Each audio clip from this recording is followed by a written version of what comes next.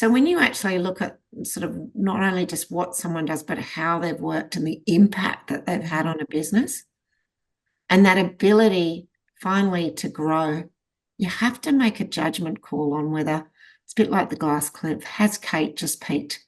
Yeah. The comment I always say is like, how far down the runway are they? Welcome to Future Fit Leadership, a podcast for leaders at every stage who want to stay relevant in a world that keeps changing. Leadership has shifted. The pace is faster, the expectations are higher, and the future is calling for a different kind of leader. One who is human-centered, grounded, and able to balance capability with empathy. These conversations bring together global perspectives on the skills and mindsets that help people and organizations thrive. Hello and welcome to Future Fit Leadership. I hope wherever you are listening to this podcast, you are well. Today we are stepping into a conversation that every leader, every board, and every aspiring CEO needs to hear. Kate Mason joins me once again. And if you know Kate, you know exactly what you are in for. Clear thinking, deep experience, and a very practical understanding of what it takes to lead well in the environments we are facing today. Kate has spent decades advising CEO boards and executive teams across some of the most complex organisations globally. She has seen leadership at its best and at its most challenged. And in this conversation, she takes us right into the centre of what it now means to be a successful CEO and what it takes to build the kind of leadership pipeline that can carry a business forward.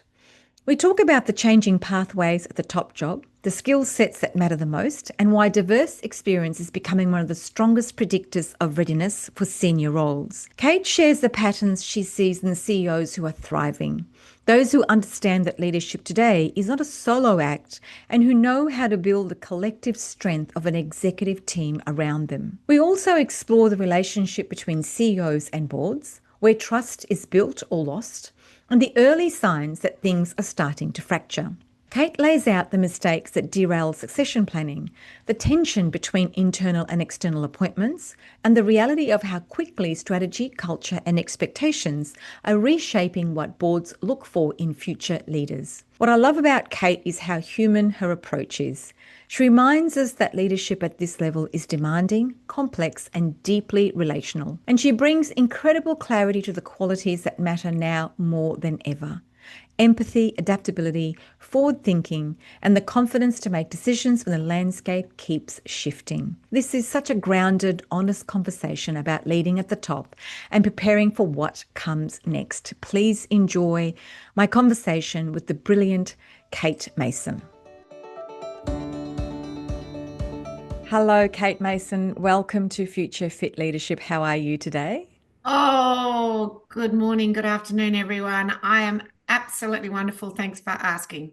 Fantastic. I know you've just got off a plane. You were thinking of me last night at 10,000 feet in the air. I felt very privileged that I was in your space yesterday at 10,000 feet, but I'm so glad that we could connect today because I want to talk to you today about how do we make CEOs as successful as we can in their roles, and then how do we do the succession planning out for, one CEO to leave and another one to start, because I think there's a lot of work that we can do around that. But let's start by, if someone listening to this today really aspires to be a CEO, what would you recommend the career path they take, and how much has it changed in the last few years for an emerging CEO? Certainly, I think the most diverse path you can take is probably the best given the pressure and the changes that are coming at us. So that ability to have had a variety of lived experiences in different roles and also different organizations. So you've got multiple different perspectives to bring to the role. A lot of people start in sort of one functional area and then they'll move into sort of profit and loss roles, or either of those is great. I think one of the things that we see a lot in CEO succession now is that you've always started somewhere as a grad. You've either been the accountant or the sales manager or HR or whatever, marketing. And then from there is actually thinking about ensuring that you are getting not only those functional experiences and moving around and different, as I said, different geographies, different industries, different companies with different cultures and priorities, but equally you're also looking at those where am I also having a better impact in the business and actually being responsible for the financials of the business. And you can actually start to do that more. I always say, even to people in functional roles, right? You've got to be a very big subject matter expert in, say, marketing or human resources, people and culture. But how are you also building that commerciality, understanding the way the Mm. business makes money? What are the core processes that make money, right? And how are you doing your bit in whatever seat you're in to show your commerciality and to start to build your commerciality skills? Because I fundamentally believe it's never too early. Mm. And when you get to run businesses or run small divisions or geographic areas, you're already bringing a wealth of experience to you, and then you can start to broaden those roles. And once you get that really good sort of rock or that foundation of a combination of skills, the size of the role as it, increases, actually you're already ready then for that role. So that in that CEO step up where you've got all your fingers on the levers, Mm. right? You've got a multitude of that different perspectives, that different background, those different experiences that you've had that will better future fit your Mm. success. Do you think some of the traditional pathways are still valid? So, we see them coming up as CFOs or CTOs or GMs, etc. Do you see those traditional pathways changing? Yeah, look, I'm already seeing some of them change. Mm. I think some of the recent CEO successions I've been involved in the last few years, it always staggers me where people started. Mm. Right. And it's like the diversity of those experiences. Yes, you still have a few that said, I've gone in, I've done the accountant track, and then I became the CFO, and then I ran a division, and then I, became the CEO. You still absolutely see that. And I've been involved in some of those. That was the classic play when I was at Amcor. We Mm. moved a business person to become the CFO.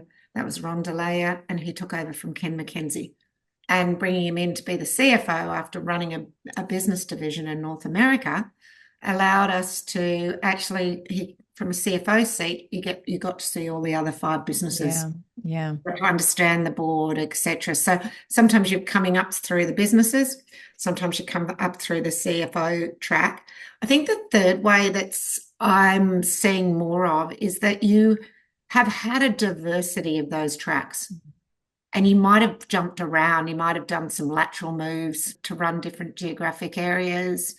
I see people moving from HR into business, back into HR, then going back into the business side. The other one that I think is great is the whole IT, digital, Mm. if you're commercial in those areas, and you've got that background, especially for those FMCG companies. And I think then the final overlay on all of that is it's really, I do see quite nuances in each industry, what is required. So if I take FMCG, you're going to say, well, you need to be, know the sales function and have a deep understanding of how we sell products, given Mm. obviously Mm. usually it's a low margin business. You don't necessarily see that in some of the other, IT Industries. industries. Yeah. Mm. So, given the world today, performance metrics for CEOs 10 years ago was very focused on P&Ls. And I think today, with how leadership is changing, the focus on purpose and culture, AI, hybrid world of work, the political polarization that we're experiencing at the moment, CEO burnout, mental health, how are you seeing the more successful CEOs showing up? What are they doing differently that allows them to show up in a way that gives them the ability to manage all of these, issues that are happening in the workplace today? The most successful CEOs know that they're not going to do it alone. And so there used to always be this model, like there was the CEO and all of the decisions and everything sat with the CEO. Mm. The most successful in the work that we do is like saying, okay, let's support the CEO. What do we actually know? So the quality of that executive leadership team and training that executive leadership team to think as enterprise leaders first and foremost, right? They're also running that business. Mm. And then they're bringing a functional or a business lens as well. But that is a secondary component. Because if you've actually got a CEO that's really strongly supported by a group of 6 or 8 senior executives, you're going to say that exactly what you just talked about, the pace of change, technological advances, well-being, mental health issues, the variety of different stakeholders that a CEO is having to interact with at any one point. You're actually then got that ability to not only just have the collective power of one, you've got the collective power of 7, 7. extraordinarily well-seasoned brains, minds with all this different experience. And then so you put all of that in place, and then the best CEOs know how to have already really built what I'd call their leadership, their people leadership experience, understanding where are the strengths of everyone, not only just within that executive team, but within my business that I can call on this particular point of time, because no CEO will be successful alone. I've seen it. They try, they fail. And the distance they often take between them and the rest of their organization. And when that becomes too far, you just watch that burnout or that, the growth or the impact that they're having actually fall versus actually that utilization of strengths. And that takes, and we can talk about that, is what are then the personal qualities that a CEO needs, right? Being humble, knowing that you don't have all the answers. That ability to listen, the ability to be curious and learn from a variety of different sources, I think is sort of they're also the best CEOs, but that humbleness and that empathy and adaptability and creativity and all of the EQ sort of skills are just as important as your IQ and just as important as the experiences that you've had. When CEOs have to manage up, in particular their board and stakeholders, what is the smartest way for them to do that? Because and I've seen this happen, and it's happened to me myself. If you don't actually manage your board up in a way that it needs to happen, it actually ends up reflecting back on the CEO. So what's your advice to CEOs to manage their board in the most effective way? You are 100% right. And often we do see that, you see the boards who work very closely with their CEOs, and then you also definitely, and we often get called into when that distance has become too far. The underlying and the first and most important word in that relationship is trust. What's the quality of the relationship between the chair and the CEO? Is it built on trust? Is it built on deep respect for each other's roles? And where we often see it go wrong, to your point, is when the role clarity of what is the role of a chair, what is the role of a CEO, and what is the role of the other board directors. Get confused. And they get very confused. So, rookie CEOs will go, well, I'm not going to tell them anything because this is my business and I'm the CEO. So I'll filter what is sent to the board. And filter being what they perceive the board actually needs. Now, the role of the board is to govern and enable the CEO, but equally to appoint and manage the seat. There's still your chairman is the boss. Yeah. I see that we get a lot of that confusion elsewhere. So we always say, what's the trust? Do you understand each other's roles? Have you had the conversations to ensure that you're actually allowing each of you to discharge your role? The chairman, the CEO, the board of directors, and I would also put the executive team in there. Then understanding who sets the board agenda, right? And if you're doing that in collaboration, right, firstly, the board actually set the agenda, obviously, through their committees and also through whatever regulations, etc., if it's a listed ASX business. The CEO understands that. And then the CEO has a license as well to ensure that within that framework of them discharging their organisation, their jobs, is they are actually providing that information through them, with the executive team and anyone else they want access to throughout your organisation.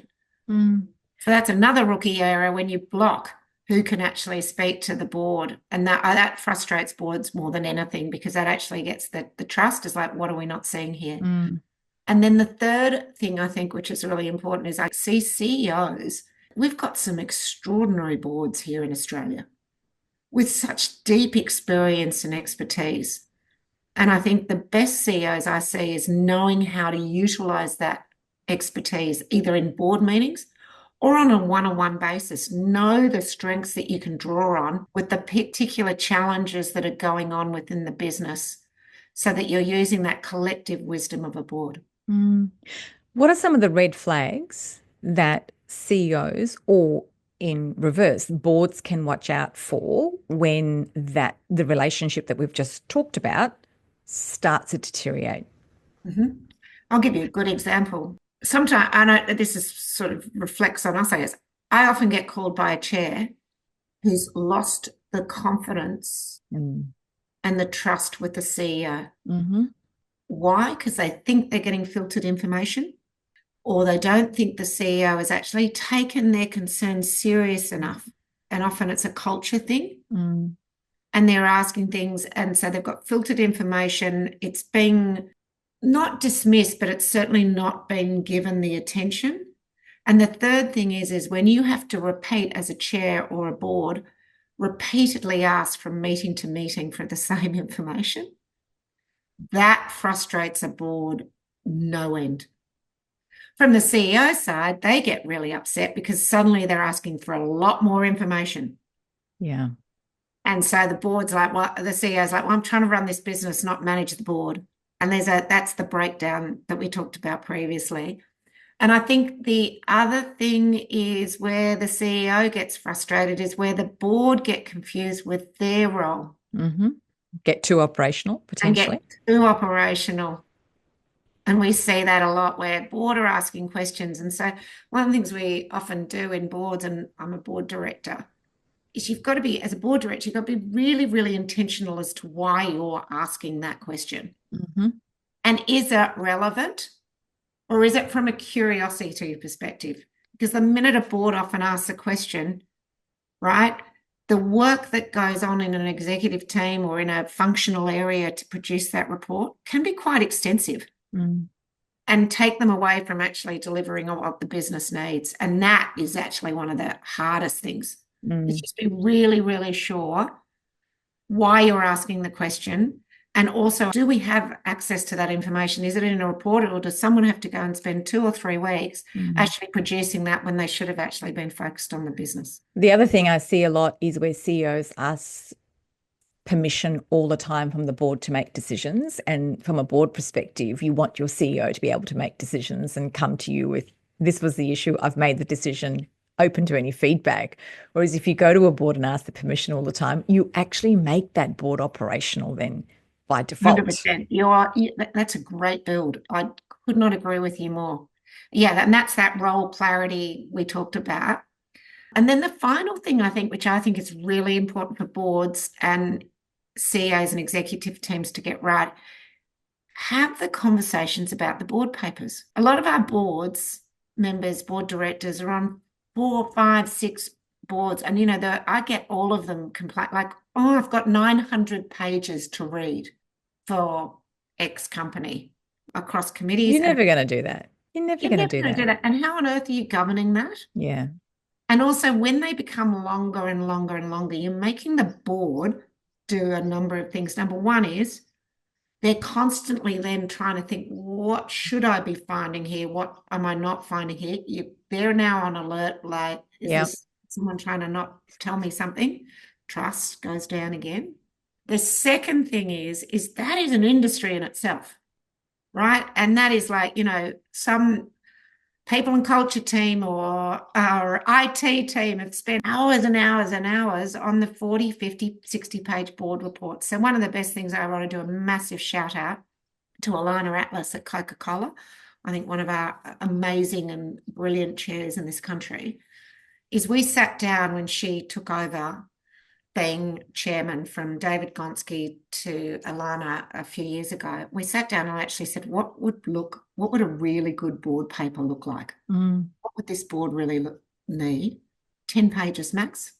And here's the trick, including the appendix. Right. And a lot of boards go, oh, no, we have a 10-page rule. And I look at them and I'm like, yeah, that's great. The board report or the paper was 10 pages. You got 30 appendix. And again, back to a board, they're still having to read every table that you put in. So I think being really succinct on what does a really good board paper look like. And the CEOs, the best CEOs, I say to them, I said, right, get your company secretary, get your people and culture people. Who is actually writing those board papers? Train them. Show them what a good quality board paper looks like and get them skilled and versed in doing it, because you will save so much time and so much wasted effort. And then the board gets what they want. And the CEO doesn't get frustrated when he hears his business saying, I've spent 2 weeks or 3 weeks. So you're always looking for the friction or the tension, and how can I actually lead into that and make that better?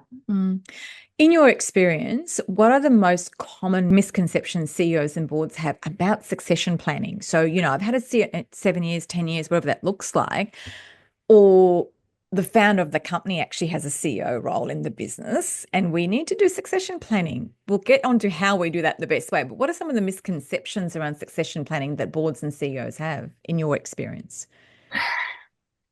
Time. If I had to say one word, they start well too late. Yeah.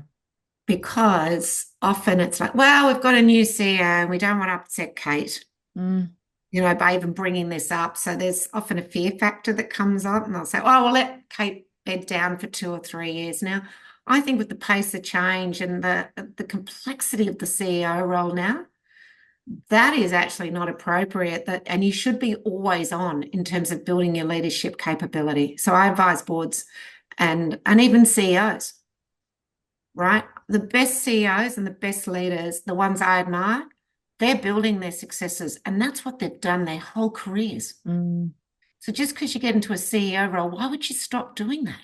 Yeah. And I do see that, by the way, right?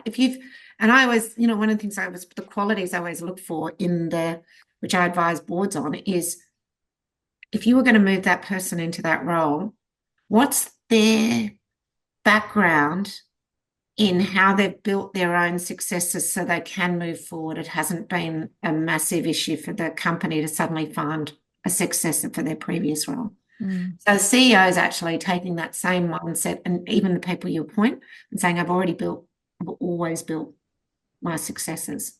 So that's the always on strategy for a CEO. And for a board, it's like, through your people committee, you're looking at your talent every year. Well, what are you looking at? How many years out are you looking at? Like the 3, the 5, the 7, even starting to think about what your long pipeline might look like, and what are the development opportunities you're doing, because people are changing roles so many times. You've got to make sure you've got a pool of really good people that you're developing. Yeah, not just one. We all, the ship tide rises, or what's that? What is it? The ships rise on the tide. You want everyone uplifting their leadership. So you get this broader, like, leadership capability and strength across the business to drive the results, I would say. And then the final thing on even just thinking about this is being really, really clear on that success profile, and changing the success profile of what you're looking for in a CEO as your strategy changes, and as the external environment changes. And your training aligns to that. Yeah, because if you're constantly having to recruit externally, it has an impact on the momentum and culture of the business and the legacy, because you get fresh leadership all the time, which is in some ways great, but it also has an impact on a momentum the business is already having, but also the legacy issue around the leadership piece as well. Is that what you see across businesses? And that's what I said, build them, have your better pipeline, be asking the right questions, making sure that you're understanding what the evolution of the leadership model looks like, especially in those senior leadership roles, what you're looking for. And that's a rookie error too. It's a set and forget. A number of times I look at a CEO success profile and I always look at the date, and the date might be 2 years old. This is something that it's an organic living document, especially with all of the reasons why you said up front, the complexity of the CEO role. You have to then make sure that pipeline is really building to guarantee or better guarantee the success once you do get into those, even the C-suite and the CEO roles. I'm assuming you're seeing, given the work that you do, a real difference between CEOs who are towards the end of their career and you've got a younger generation moving through who have such a different lens on how businesses should be run, how work should be done, purpose of business, interaction with their people and communities. What should board and executives be looking for in the next generation as they build this pipeline? It gets down to some of the basics, right? So we need to have leaders that can build cultures, right? Not just what you do, but how you're going to actually deliver results with like a blended, like the tech and the people components. How do you actually integrate both of those together? I think so. That means you need leaders that are agile and adaptable. It's easy to say that, right? But are they also empathetic to the impact on people as more and more things get automated? And then leaders that are actually thinking forward, curious, learners. And then finally, a big thing you said earlier is, can they actually make decisions? Can they utilize a range of different sort of their wisdom you get from people, the wisdom you get from machines, and you've got to sit there and you've got a business dilemma Mm. and you've got to be able to make that decision. What are the most common mistakes that companies make in the succession planning piece and the consequences on businesses when they get it wrong? Have you got an hour? Yeah, I was going to say, you've got this big list in your head and you're going, where do I start? Where do I start on that? Okay, let's go on to a few. I'll just rattle a few off. Succession plans that are out of date, but Kate was always going to take that role, so they appoint Kate to that role because we've been grooming her for that or whatever for 2 or 3 years. But okay, back to the strategy's just changed. Is that still that right role? So I would say that they've got to be organic. Succession plans have to be organic. We've got to get away from the tenure, people deserve it. I still see a little bit of that. Oh, well, it was easier to put Kate in that role, right, while we figured out what we were doing over here. So Yeah. that's sort of I would say the Kate, easy, and Kate's never going to be successful and because Kate's really never going to work, maybe we'll give it. And the third thing is, this is when you haven't built people, and we talk a lot about this from a female perspective, that glass cliff. Mm. You just need someone in the role, but they might not be ready. But don't worry, have you actually made the right call that from previous roles, they are a deep end swimmer, what I call the deep end experienced swimmer, and they will start to swim with the right support around them? Or is this just, it's too deep? This is just a step too far. And that's where you need really good judgment calls, and you do need to get a variety of different perspectives.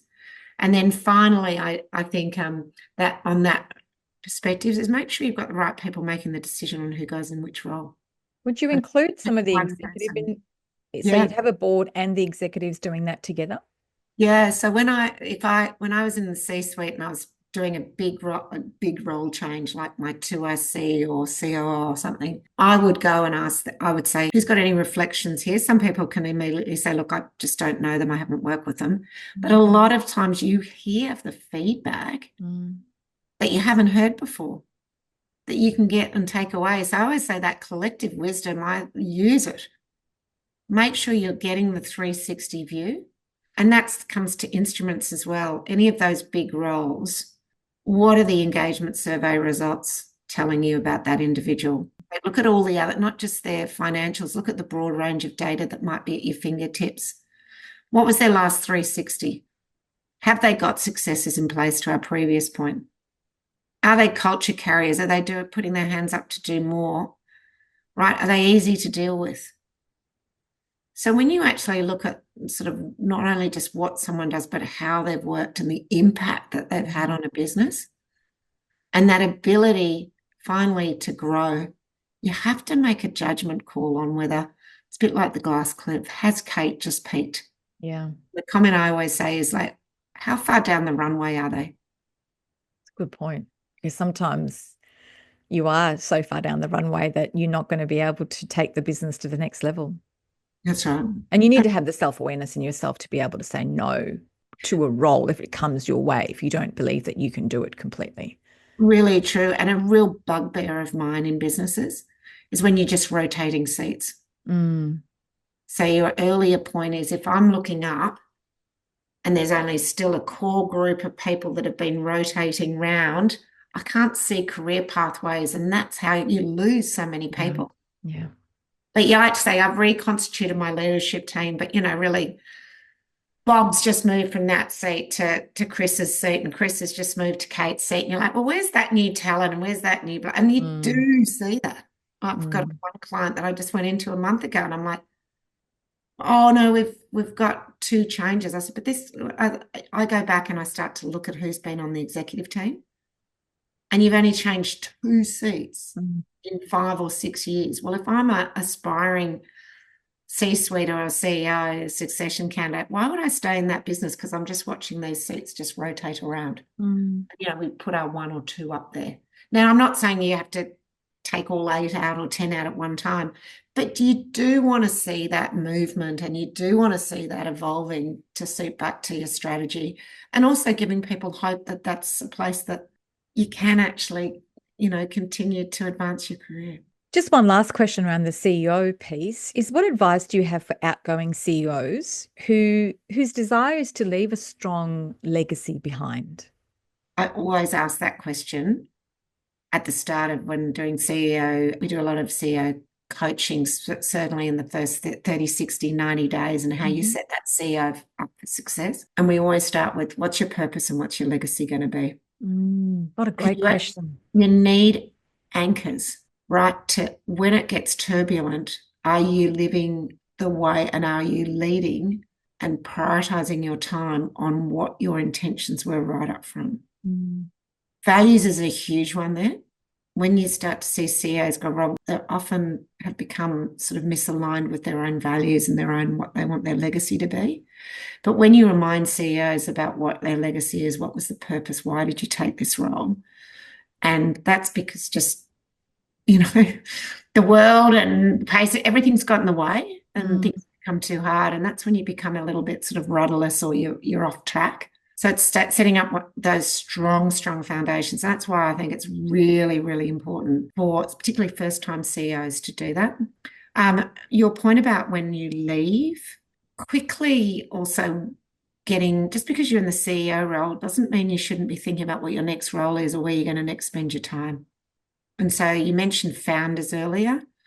Founders have just seen this is their world, this is their baby, I could never leave, da, da, da. And then, the worst is when a founder is told they have to leave Mm. and they have no plan B. The world comes crashing Really, down. yeah, and they're Mm. really tricky. I'm a big believer, and you've got to be kind and you've got to be honest. Mm. And you've Mm. got to have conversations, and it's sort of like it's really knee-jerk, but they've got to find a next path. But if you're building your next pathway, you're quite happy to leave. Yeah. You've got an exciting future to go Yeah. to. Yeah. Kate, we've come to the point in our conversation where we ask all our guests our 4 questions. So I'll start with our first one, which is if you had to describe a future fit leader in just 3 words, the kind of leader we'll need in the years ahead, what would they be and why? Empathetic, adaptable, and forward thinking. Okay. And why those 3?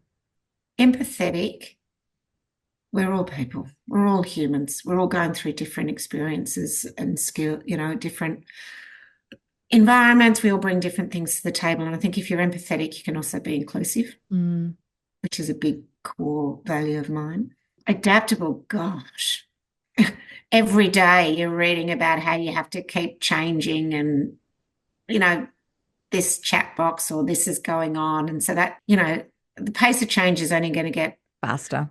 faster tomorrow and the next day and the next day. So I think that adaptability and being really focused on that. And then I think this forward thinking. Mm. Too many business leaders sort of get into that set and forget or go, right, I'm just going to get myself in. I'm going to spend the next 3 months just grounding myself and doing A, B, and C. And then that suddenly you look and you're like, oh, that's a big, gap between where I think we need to get to. So I Mm. think you've always got to be an eye on the horizon. Horizon. Yeah. What's one future shift coming in the next few years that you think most leaders are underestimating or not prepared for? Keeping the humanness in business. I like that. It's really simple. What do you wish more leaders were paying closer attention to? Surprisingly, being human. This human-centered approach, I think, it's often what you do, but it's this how you do it, your How you do it. EQ, your relationships. I think that's a really important thing that, you've got a variety of different stakeholders. So what are the quality of your relationships? We can't win alone, as we said earlier. But also, are you building relationships that are sustainable and you're not burning relationships to get a short-term sort of win? Mm. What are the possibilities or shifts you see in the future of leadership or work that genuinely excites you, and why? Wishful thinking, purpose, and meaningful work. Do you think that's being driven more and more by the next generation coming into the workplace? 100%. Mm. I want to know that in this, ever evolving and, tech world, that what I do still matters, Mm. right? That's that real meaning of work. I think the other things I would see, and I get excited about this, is I think top-down leadership is going to disappear. It has to It disappear, has to disappear. Yeah. right? So this more collaborative leadership and leading from a variety of different seats. That's so inclusive, and Mm. inclusive is really important to me as well. That third thing would be well-being, inclusivity, utilizing everyone's wisdom. Yeah, but I'm excited about getting rid of hierarchies and, who can do what and where. I mean, that's just never been inclusive, and it's never been the right way to utilize all of that collective wisdom to drive growth and drive meaning and purpose for all people. And I started my career 40 years ago. My purpose has never changed. I'm about creating cultures and communities where and that people can grow and thrive. Mm. And also deliver fabulous growth, fabulous commercial results, because that's why all people grow and thrive as well, with the eye on the commercials. Mm. My last question is, if you could embed one leadership quality into every current or future CEO, something you believe will be essential in the next decade, what would it be and why? Empathy. Bringing the human back. Bring the human. Keep bringing the human along with you. Mm. Everyone's going to adjust to this at different stages and in different ways. Mm. And what's your role as a leader to continue to support them in adjusting to that, and also bringing the best out of them so they do get meaningful and purposeful work, and you deliver your results? Mm. Mm. Kate, thank you so much for joining us again. I love talking to you. It's just been an absolute wonderful way to start my morning. Thank you. Oh my goodness. What a gift of a human you are. Thank you so, so much. And thank you for inviting me, and thank you for listening. Go well, and together we win. If you like what you've heard, please share, rate, and review this podcast. And don't forget to share it with anyone who might benefit from hearing it. The producer of Future Fit Leadership is Maritza Barone from Guide Your Light Network. If you would like to reach out to me, please DM me on any of my social media platforms.